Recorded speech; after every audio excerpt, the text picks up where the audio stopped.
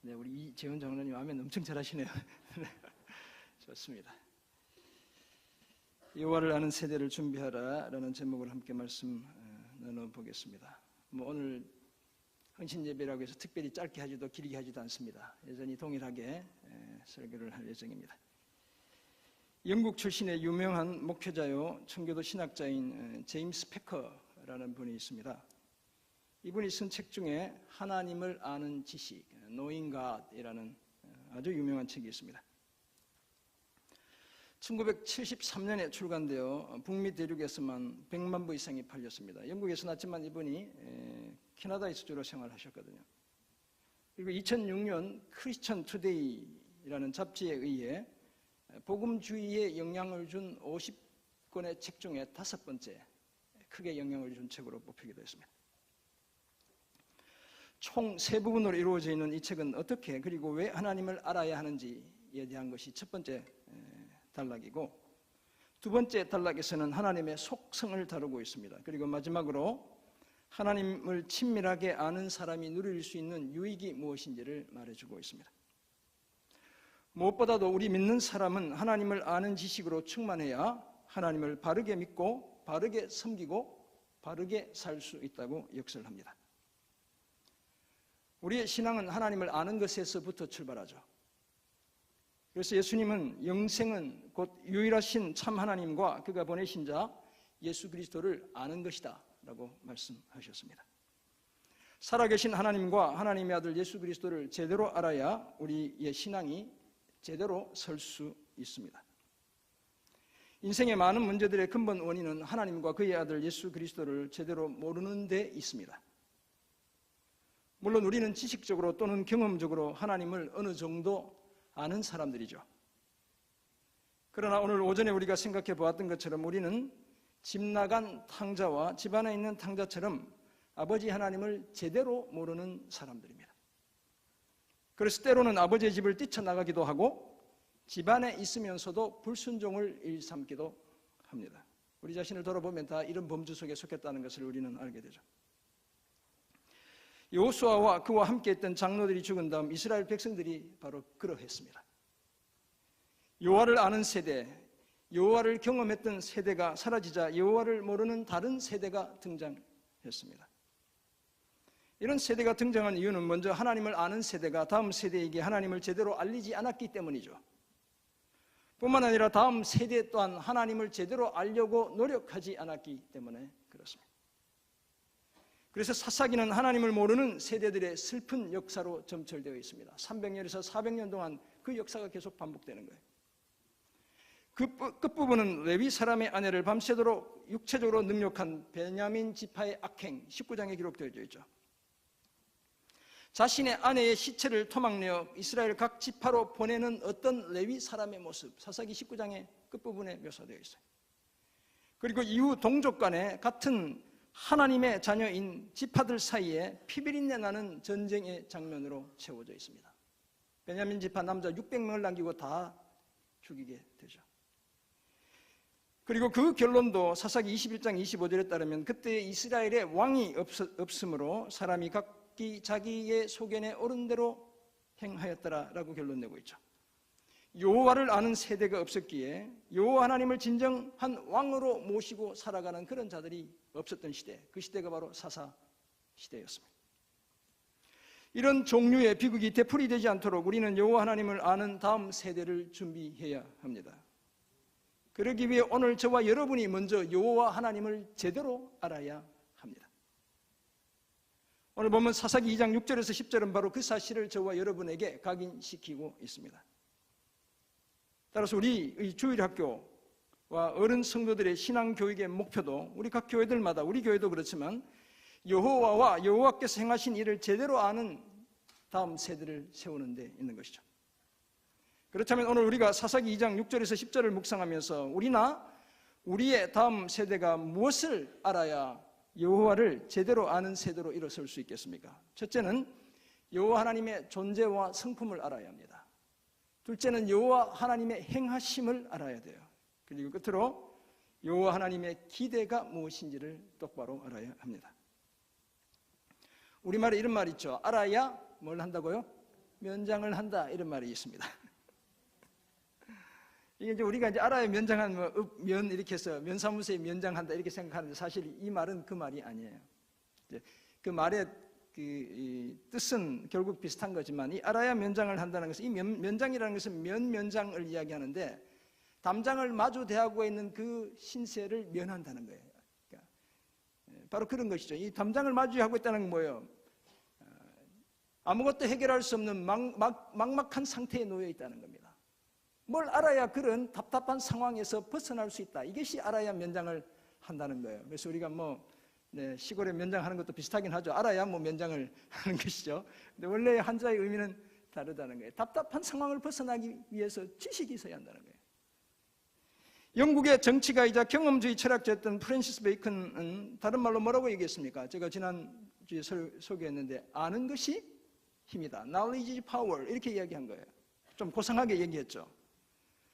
흔히 소크라테스가 말했다고 알려진 소크라테스가 뭐라고 말했다고 얘기해요. 너 자신을 알라. Know yourself라고 했는데 이 말은 사실 소크라테스가 한 말은 아니고 델포이의 아폴로 신전 앞마당에 새겨져 있던 격언이었죠.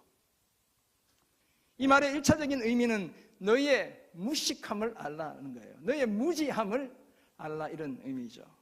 그래야 진리를 깨달을 수 있기 때문에 그렇습니다. 내가 다 안다고 생각하면 아무것도 듣지 않아요. 더 이상 진리가 내 속에 감동을 주지 않아요. 나의 무지함을 알아야 진리가 나를 깨우쳐주는 것이죠. 실제 소크라테스는 한 청년과 대화 중에 이 말을 너의 마음, 곧 너의 영혼을 알라라는 의미로 사용하기도 했습니다.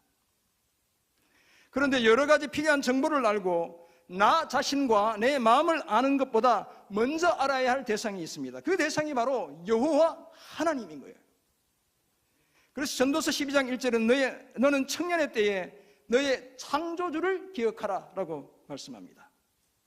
인생의 헛됨을 극복할 수 있는 유일한 길이 젊은 시절부터 창조주를 잊지 않고 제대로 기억하는 것, 다시 말해서 하나님을 제대로 아는 것이다 라고 결론 내고 있죠. 이런 이해를 바탕으로 우리는 오늘 본문 등을 통해 여호와 하나님을 제대로 아는 세대를 준비하기 위해 하나님에 관해 무엇을 알아야 하는지 몇 가지를 생각해 볼 수 있습니다. 먼저 여호와 하나님의 존재와 성품을 알아야 합니다. 쉽게 말해서 하나님이 어떤 분인지를 알아야 한다는 것입니다. 조금 어려운 신학적인 용어를 쓰면 하나님의 본질과 속성을 알아야 해요. 그렇다면 하나님은 어떤 분입니까? 예수님도 말씀하셨지만 요한복음 4장 24절에 따르면 하나님은 영이시죠. 그래서 영과 진리로 예배해야 한다고 말씀하셨습니다. 모세에게 하나님이 자신을 계시하실 때 스스로 계시는 존재라고 말씀합니다. 그래서 여호와 하나님의 이름이 뭐죠? 하나님의 이름이 나는 여호와다. I am who I am이다. 이렇게 이야기하고 계시죠. 나는 스스로 있는 존재라는 것입니다. 그것도 우리의 하나님 여호와는 오직 유일한 여호와라고 말씀하고 있습니다. 하나님이 신명기 6장에서 그렇게 말씀하시죠. 쉐마 이스라엘 아도나이 엘로헤이누 아도나이 에하드 이렇게 이야기하는 거예요. 나는 여호와 너희의 하나님 여호와인데 유일한 여호와다. 하나님 이렇게 말씀하는 거예요. 한 분뿐인 참 하나님입니다. 따라서 그 어떤 존재의 도움이나 간섭이 필요 없는 분이시죠. 사실 하나님은 어떤 의미에서 보면 저나 여러분이 필요하지 않는 분이세요. 아무 것에도 부족함이 없고 스스로 충분합니다. 창조주이시고 통치자이시고 구원자이시고 심판의 주가 되시는 분이죠. 하나님이 오늘 저와 여러분을 필요로 하다고 인정해 주신 것은 너무나 큰 은혜인 것이죠. 그리고 하나님은 신적 성품과 능력을 가진 분이죠. 스스로 계시고 무한하시고 영원하시고 불변하신 분입니다. 모든 존재의 근원이시고 아무런 한계가 없으시고 시간과 공간의 제약을 전혀 받지 않으시고 어제나 오늘이나 영원토록 동일하신 분입니다. 제가 4년 전보다 많이 늙었잖아요. 네, 저는 변하지만 주님은 변치 않는 분이에요. 성경에 따르면 재밌게 표현하죠. 변함도 없고 회전하는 그림자도 없다고 이야기해요. 하나님은 절대로 변하지 않는다는 거예요. 거기에다 우리 하나님은 전능합니다. 그죠? 전지하십니다. 편재하시죠. 영어로는 재밌게 표현할 수 있어요. omnipotent라는 게 omni라는 말이 모든 이라는 뜻이거든요. omniscient라고 이야기해요. 모든 것을 다 알고 계시대요. omnipresent, 어디나 다 계시는 분이 우리 하나님이다라고 말씀하고 있죠. 무엇이든 하실 수 있고 모든 것을 다 알고 계시고 어디에나 계시는 바로 그런 분이죠. 이런 하나님의 성품을 그래서 어려운 신학 용어로 비공유적 속성이다 이렇게 이야기합니다. 하나님만이 가질 수 있는 하나님의 속성인 거죠. 더구나 하나님은 완전하신 분입니다. 그래서 거룩하시고 사랑과 자비가 풍성하시고 신실하시고 선하시고 오래 참으시고 늘 정의를 행하시는 분이죠. 이런 하나님의 성품들은 하나님의 형상으로 지음받은 저와 여러분에게도 나누어 주신 성품이죠. 그래서 이것을 공유적 속성이다 이렇게 이야기합니다. 다만 하나님은 저와 여러분과는 달리 그 어떤 도덕적 성품에서도 전혀 흠결이 없는 완벽한 분이시죠. 그래서 죄에 대해서는 반드시 대가를 치르게 하시는 분이기도 합니다. 그래서 우리가 할 수만 있다면 주님 앞에 순종하며 살아야 돼요. 언제 어떻게 하나님이 나에게 책임을 물으실지 몰라요. 그리고 선택받은 백성들에게 여호와 하나님은 특별히 언약의 하나님이죠. 반드시 자신의 약속을 지키는 분입니다. 여호수아를 비롯한 하나님의 백성들이 약속의 땅을 차지하게 된 것은 약속을 지키시는 하나님의 은혜 때문이에요. 사실 도둑들 같잖아요. 남들이 살고 있는 땅을 쳐들어가서 차지하는 거예요. 하나님이 주신 은혜 때문에 가능한 일들이죠. 사랑하는 성도 여러분, 여호와 하나님은 모세 앞으로 지나시며 스스로 이렇게 말씀하셔요. 하나님이 스스로 이렇게 얘기하시는 거예요. 여호와로다, 여호와라, 여호와라, 자비롭고 은혜롭고 노하기를 더디하고 인자와 진실이 많은 하나님이라. 하나님이 자신이 그렇게 자신을 나타내요. 내가 여호와고 여호와인데 어떤 여호와냐? 자비롭고 은혜롭고 노하기를 더디하고 인자와 진실이 많은 하나님 여호와다 이렇게 얘기하시는 거예요. 이것은 하나님의 성품이 인격적인 속성의 절대 기준이라는 사실을 말씀해 주고 있어요. 스스로 계시는 하나님은 그 무엇에도 종속되지 않으시죠. 하나님이 순응하셔야 할 더 높은 도덕적 기준은 존재하지 않습니다. 그래서 11세기 사상가요 영국 캔터베리의 대주교였던 안셈이라는 분, 안셀무스라고도 얘기하는데 이분은 하나님의 존재 증명을 존재론적 증명이라는 방법으로 했는데 이렇게 이야기해요. 하나님은 그보다 더 위대한 것을 생각할 수 없는 존재이시다 라고 이야기해요. 하나님은 하나님보다 더 큰 것을 생각할 수 없는 존재예요. 그래서 하나님이 계시다는 거예요. 그런 존재가 있어야 한다는 거예요. 그래서 그분이 하나님이라는 거예요. 이처럼 홀로 뛰어나신 하나님은 우리 곁에 또는 우리 안에까지 찾아오시는 임마누엘, 곧 우리와 함께 하시는 하나님이에요. 이것은 엄청난 은혜인 거예요. 영으로 계시지만 인격적인 분이시죠. 그 능력과 사랑은 끝이 없지만 또한 자기 백성들에게 거룩과 공의를 요청하는 분이시죠. 이런 하나님을 제대로 알기 위해서는 하나님의 말씀에 귀를 기울이고 성령께서 해석해 주시는 대로 우리 자신의 삶에 적용해야 합니다. 그래야 지식이 화석화되지 않는 거예요. 성경으로 돌아가 성경이 가르치는 대로 살아야 합니다. 말씀을 제대로 배우기 위해 교회의 다양한 신앙 훈련과 교육 프로그램에 참여해야 되죠. 뿐만 아니라 하나님의 본질과 그 성품을 주목하며 묵상해야 합니다. 우리 하나님이 어떤 분이신지 묵상해야 돼요. 하나님의 초청을 받아들이고 하나님이 명하시는 그 일을 내가 직접 행해야 합니다. 이런 삶의 태도가 하나님을 제대로 아는 지름길이죠. 이 사실을 기억하고 살아계신 여호와 하나님과 예수 그리스도를 제대로 아는 세대로 일어서고 그런 세대를 준비하는 저와 여러분 모두가 되시기를 주님의 이름으로 축원합니다. 아멘. 여호와 하나님을 아는 세대를 준비하기에 우리는 여호와 하나님의 행하심을 알아야 합니다. 하나님이 도대체 무엇을 하셨는지를 똑바로 알아야 한다는 거예요. 성경은 태초에 하나님이 천지를 창조하시니라는 말로 시작하고 있죠. 우리가 창세기 1장 1절이 그렇다는 사실을 잘 알고 있습니다. 태초 이전부터 계신 하나님이 땅과 하늘을 비롯한 모든 존재를 창조하신 창조주라고 말씀하고 있습니다. 그래서 이게 무에서부터 유로의 창조, 엑스 니힐로라고 이야기합니다. 전능하신 하나님은 아무것도 없는 것에서 모든 것이 있게 하셨죠. 하나님만이 하실 수 있는 거예요. 그 중에서도 하나님의 모양과 형상을 닮은 우리 인간은 특별히 하나님의 손으로 창조해 주셨어요. 이처럼 창조주이신 우리 하나님은 통치자이시죠. 하나님은 피조 세계의 통치의 일부를 사람들에게 생육하고 번성하고 다스리는 일부를 맡겨주셨지만 자신이 창조한 세계를 그저 수수방관하시며 지켜보시기만 하는 그런 분은 결코 아닙니다. 시계 태엽을 돌려놓고 그냥 자기가 돌아가게 내버려두는 그런 분이 아니라는 겁니다. 그래서 시편 103편 19절에서 시인은 이렇게 노래합니다. 여호와께서 그의 보좌를 하늘에 세우시고 그의 왕권으로 만유를 다스리시도다. 이처럼 온 세상의 피조물과 나라와 민족을 다스리는 분이 여호와 하나님이시죠. 그 하나님은 오늘 저와 여러분의 일상까지도 친히 다스려 주시는 바로 그런 분입니다. 우리가 하나님의 지배를 받는, 다스림을 받는 그런 존재예요. 그래서 너무 걱정하고 염려할 필요 없어요. 오늘 풀리지 않는 문제들 앞에서 너무 당황해 하실 필요 없어요.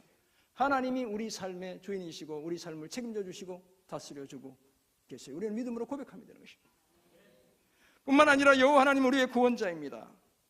하나님은 범죄한 인류의 조상들에게 직접 살 길을 마련해 주셨죠. 선악을 알게 하는 나무의 열매를 먹고 당장 죽어야 했지만 목숨을 부지하게 해주셨고 저들을 위해 가죽 옷까지 지어 입혀주신 분이 바로 우리 하나님입니다. 이 하나님은 이스라엘 백성들을 애굽의 종살이로부터 구원해내신 분이시죠. 약속의 땅으로 저들을 인도하셨고 저들이 각 지파가 분배받은 곳으로 가서 땅을 차지하게 또 해주신 분이시죠. 심지어 불신앙과 불순종의 죄를 반복하는 사사시대에도 끊임없이 구원자들을 보내주셔서 저들을 극심한 고통으로부터 건져주신 분이시죠. 이스라엘의 왕조시대의 끝에 시작한 70년의 바벨론 포로 생활로부터도 저들을 구원해 주신 분이 구원자 되시는 하나님이시죠. 더구나 하나님은 독생자 예수 그리스도를 이 땅에 보내시고 십자가를 지게 하심으로 저와 여러분을 구원해 주신 구원자입니다. 그리고 창조주요 통치자며 구원자이신 하나님은 또한 심판자이시기도 합니다. 죄를 범한 인간에게 죽음의 형벌을 정하신 분도 하나님이시죠. 하나님은 나라와 민족과 개인의 역사에 간섭하시고 때로 그 책임을 엄하게 묻기도 합니다. 그리고 성경은 역사의 끝날을 여호와의 날로 묘사하고 있습니다. 왜냐하면 그날에 하나님께서 친히 심판자가 되시기 때문에 그렇습니다. 주님 재림의 그때에 어린 양의 혼인잔치가 벌어질 뿐 아니라 흰 보좌 위에 앉으신 하나님의 심판도 함께 있게 될 것입니다. 이런 하나님께서 이스라엘 자손들에게 약속의 땅을 주셨죠. 오늘 보면 6절에 따르면 여호수아는 전에 이미 이스라엘 백성들을 각 지파가 받을 땅으로 보낸 바 있습니다. 저들은 각자 땅을 다 차지하고 있는 상태이죠. 백성들은 여호수아가 살아있는 동안과 여호수아 뒤에 생존한 장로들 곧 이스라엘을 위해 하나님께서 행하신 일을 본 자들, 여기 보면 모든 큰 일을 본 자들이 살아있는 동안에 여호와를 섬겼습니다. 여호와의 백성으로서 하나님의 종으로서 역할을 제대로 감당했다는 거예요. 사실 이 내용은 여호수아 24장 31절에도 거의 동일하게 언급되고 있습니다. 이스라엘이 여호수아가 사는 날 동안과 여호수아 뒤에 생존한 장로들 곧 여호와께서 이스라엘을 위하여 행하신 모든 일을 아는 자들이 사는 날 동안 여호와를 섬겼더라. 오늘 본문은 모든 큰 일을 본 자들 이렇게 표현하고 있는데 여호수아서로 되돌아가 보면 모든 일을 아는 자들 이렇게 표현하고 있죠. 여호수아와 그 다음 세대는 하나님이 어떤 분이신지 하나님이 행하신 일이 무엇인지 분명히 알았고 그 하나님을 믿고 순종하는 삶을 놓치지 않았습니다. 문제는 여호와의 종 눈의 아들 여호수아가 떠난 다음이 문제였죠. 110세 이분이 돌아가시고 난 다음이 문제였습니다. 물론 여호수아도 끝까지 최선을 다해 백성을 가르치기도 했습니다. 죽기 직전 여호수아 24장은 언약을 갱신하는 장면이에요. 세겜이라는 곳에서 새롭게 언약을 갱신하고 있죠. 언약을 갱신하며 여호와만 섬기라고 신신당부하고 있습니다. 그래서 24장 15절 보면 나와 내 집은 오직 여호와를 섬길 테니 너희가 오늘 섬길 자를 택하라 이렇게 이야기하는 거예요. 반드시 여호와를 섬겨야 한다는 사실을 이야기하고 있죠. 뿐만 아니라 저들의 마음을 이스라엘의 하나님 여호와께로 향하게 하라고 당부하기도 합니다. 그러나 여호수아가 자신의 기업의 지경인 에브라임 산지 딥낫 헤레스라는 곳에 장사되고 그 다음 세대의 사람들도 다 그 조상들에게로 돌아간 다음이 문제였습니다. 그 후에 일어난 다른 세대는 여호와를 알지 못했고 여호와께서 이스라엘을 위하여 행하신 그 일도 알지 못했다라고 말씀합니다. 앞선 세대가 비전을 가지고 체계적인 신앙 교육의 틀을 만들지 못했고 그 다음 세대도 여호와가 행하신 일을 알려는 열정이 없었기 때문이었죠. 그래서 오늘 이렇게 살아도 잘 살 수 있구나 하는 착각 속에 살아가기 때문에 그렇죠. 그들은 여호와 하나님과 그 행하신 일들을 잊어버렸고 자신들을 향한 하나님의 기대가 무엇인지 다 잊어버렸습니다. 그리고 불행이 드디어 시작되는 거예요. 사랑하는 성도 여러분, 그러므로 하나님을 믿는 우리는 무엇보다도 하나님으로부터 지음받은 존재라는 사실을 기억해야 합니다. 내가 피조물의 자리를 계속 아름답게 지킬 그때가 가장 아름다운 거예요. 내가 정말 피조물이라는 사실을 늘 하나님 앞에 인정할 때 내가 가장 아름다운 것이죠. 내가 창조주의 자리를 탐하기 시작하면 그때부터 인생의 불행이 시작되는 거예요. 불순종하고 교만한 죄들은 다 내가 하나님이 되려는 그 욕망에서부터 비롯되는 것이죠. 뿐만 아니라 나의 영적 출애굽이 하나님의 아들 예수 그리스도의 십자가 희생을 통해 이루어진 사실을 우리는 늘 기억해야 합니다. 가장 값진 희생을 통해 값없이 거저 얻게 된 이 크고 놀라운 구원의 은혜를 한시도 잊지 않아야 합니다.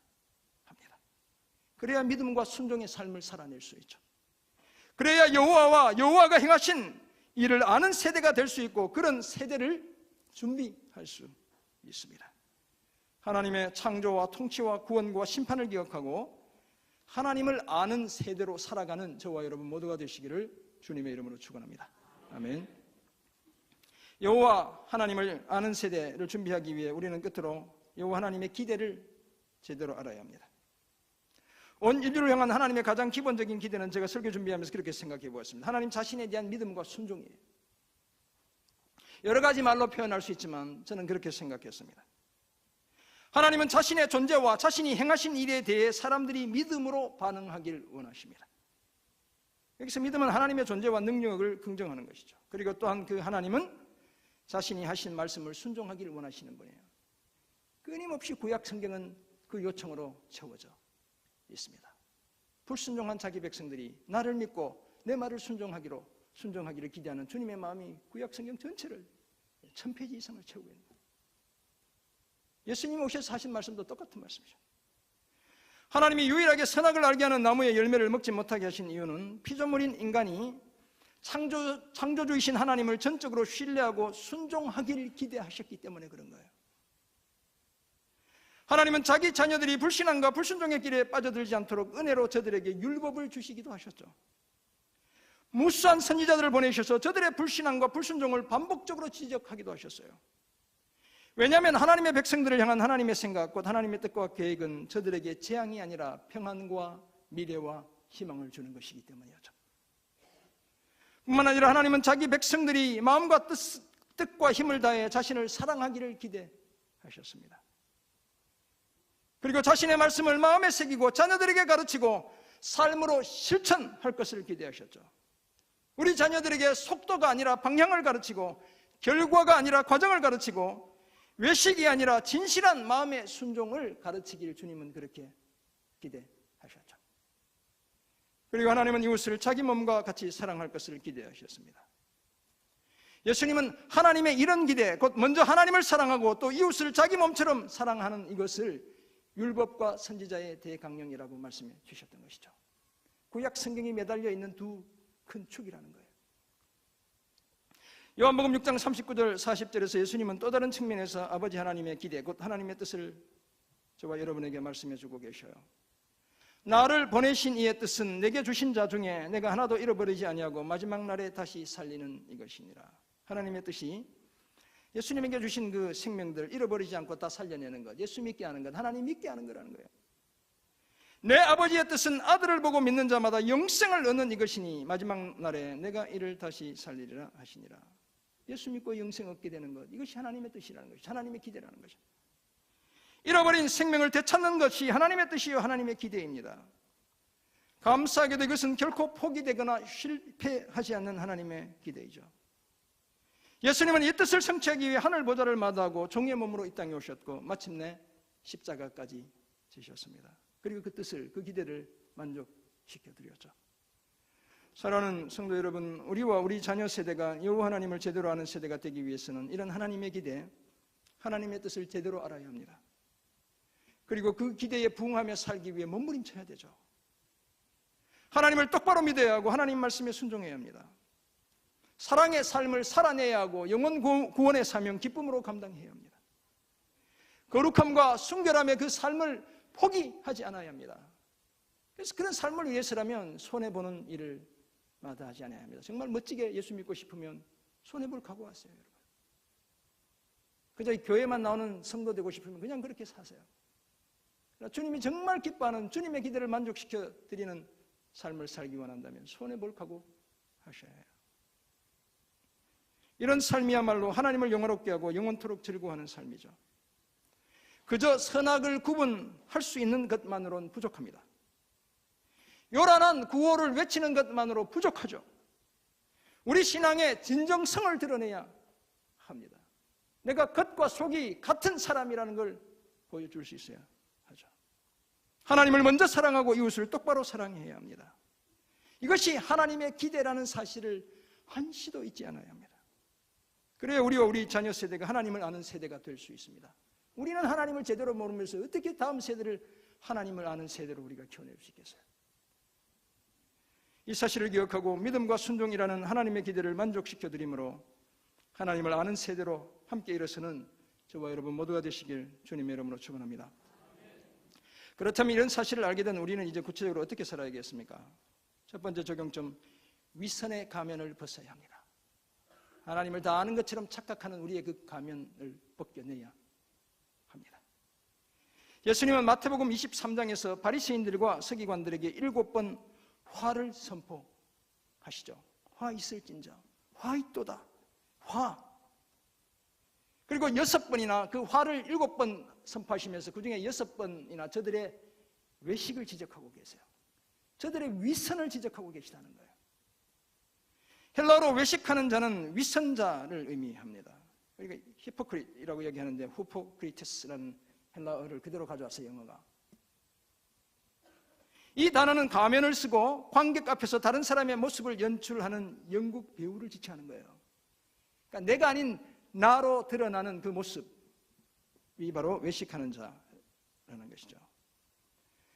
그 당시 바리새인들은 헬라의 극장을 비롯해 헬라의 모든 문화 형태를 증오하며 살았습니다. 왜냐하면 이방 문화, 신들을 섬기는 문화, 하나님 말고 싫어한 거예요. 그런 점에서 예수님의 이 질책, 너는 위선자야, 히포크리시야 라고 말하는 것은 이 바리새인들에게 엄청난 모독인 거예요. 그런 사람들 하는 것조차 싫어하는데 주님이 오히려 네가 바로 그런 사람이야 라고 이야기하는 거예요. 예수님은 그들이 증오하던 표현으로 그들을 지칭했고 심지어 저들을 마태복음 23장 33절을 보면 뱀과 독사의 새끼라고까지 얘기하셔요. 엄청나게 질책하시죠. 왜 이렇게 하셔야 했을까요? 저들의 윗선의 가면이 너무 두껍기 때문에 그런 거예요. 그래서 저들은 하나님의 아들인 예수님이 자기들 앞에 계셔도 그분이 참 하나님을 알지 못하는 거예요. 그래서 이런 욕먹어야 되는 거예요. 하나님을 가장 잘 안다고 생각하고 말하는 저들이 사실은 하나님을 가장 잘 모르는 사람들이었죠. 게다가 다른 사람이 하나님을 아는 것을 방해하고 있기까지 하죠. 그래서 주님으로부터 그런 질책을 받아야 했던 것이죠. 그러므로 오늘 우리가 쓴 위선의 가면을 벗어야 합니다. 두꺼운 위선의 가면을 벗고 가난한 마음으로 정직하게 하나님을 주목해야 합니다. 내가 보고 싶은 하나님만 보려 하지 말고 하나님이 보여주시는 그분을 볼 수 있어야 합니다. 그래야 하나님을 제대로 볼 수 있습니다. 그래야 하나님을 제대로 알 수 있고 하나님의 기대에 부응할 수 있습니다. 두 번째 적용점, 하나님 말씀 배우고 가르치고 실천해야 합니다. 호세아 4장 6절은 하나님의 백성이 하나님의 율법 곧 하나님의 말씀에 대한 지식이 없어 망한다고 말하죠. 안타까운 하나님의 마음을 전하고 있어요. 나를 아는 지식이 없어가지고 나를 알지 못해서 내 백성이 망하는구나 이렇게 얘기합니다. 돈이 없어 망하는 것이 아닙니다, 여러분. 기회가 없어 망하는 것이 아니고 힘이 없어 망하는 것이 아니에요. 하나님을 아는 지식이 없기 때문에, 하나님을 제대로 모르기 때문에 나라가 망해가는 거예요.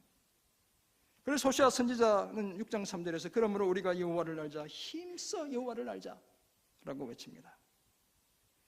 더구나 여호와 하나님은 인애를 원하고 제사를 원하지 아니하며 번제보다 하나님 아는 것을 더 원하시는 분이라고 이야기하고 있어요.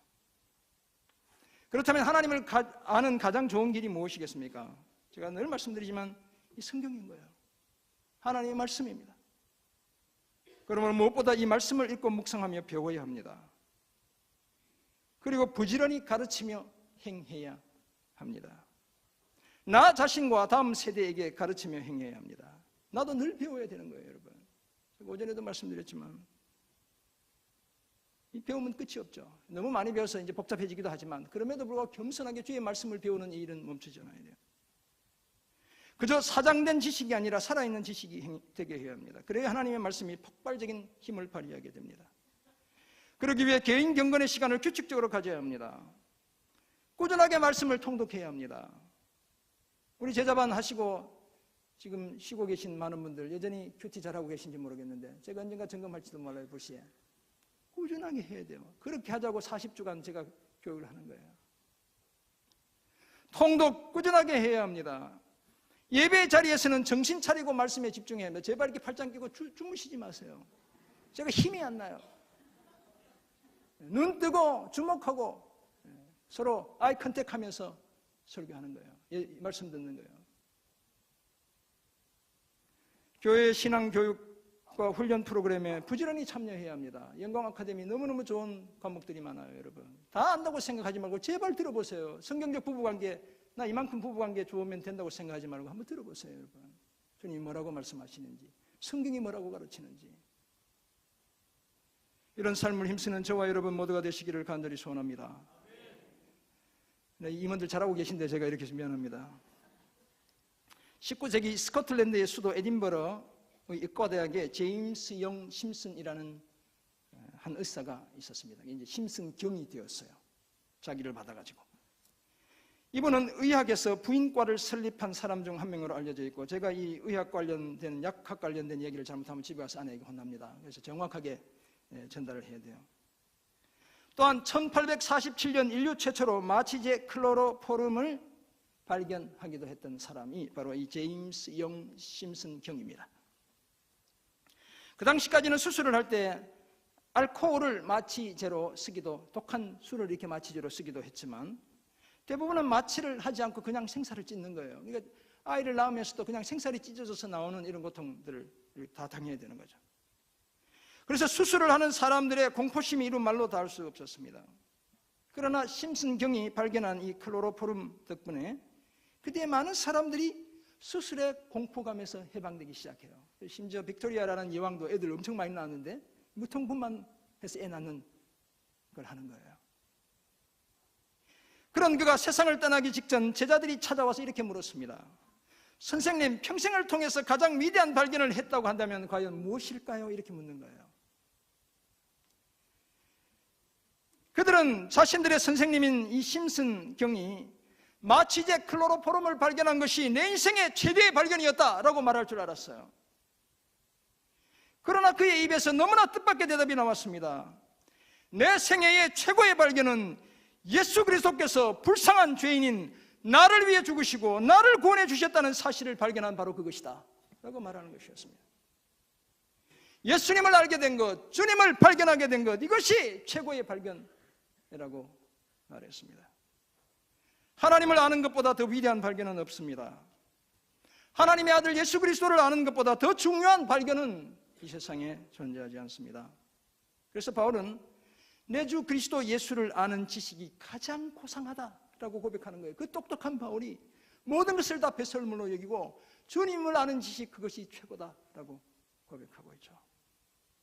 그래서 우리도 예배를 마치며 매주마다 이렇게 노래하죠. 내 안에 가장 귀한 건 뭐라고요? 예수를 알미라. 금은보다 더 귀한 것 예수를 알미라. 세상 지식보다 귀한 것 뭐라고요? 예수를 알미라. 네, 내 안에 가장 귀한 것 예수를 알미라. 예수의 이름은 존귀한 그 이름, 예수의 이름 능력의 그 이름. 그래서 우리가 이렇게 찬양 부르는 거예요. 우리가 주님의 그 이름의 능력을 기대하며 주님을 아는 것, 주님의 이름을 아는 것, 그것이 최고의 지식이라는 사실을 고백하는 거죠. 사랑하는 성도 여러분, 우리는 세상의 모든 것을 다 알 수도 없고 다 알 필요도 없습니다. 그러나 단 한 가지 분명한 사실은 다른 것은 다 몰라도 하나님은 제대로 알아야 합니다. 하나님을 전혀 모르면서 다른 것을 안다고 말하는 것은 사실 아무것도 모르는 것이나 마찬가지입니다. 하나님을 아는 것이 우리의 지식의 전부가 될 날이 멀지 않았습니다. 저도 강건하면 아마 30년 더 살까요? 대충 살면 한 20년밖에 안 남았어요. 주님 앞에 이제 갈 날들이 이제 멀지 않았잖아요. 그날이 우리 이제 청년들 아직 한 80년 더 살 것 같은데. 네. 하나님을 아는 것, 이것이 우리의 지식의 전부라는 사실을 확인하게 될 그날이 여러분 멀지 않았습니다.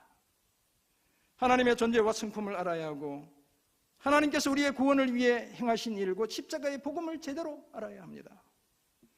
뿐만 아니라 우리는 믿음과 순종, 사랑의 실천과 영원 구원이라는 하나님의 그 기대도 제대로 알아야 합니다. 그런 우리 세대가 되어야 하고 우리 자녀들을 그런 세대로 키워내야 합니다.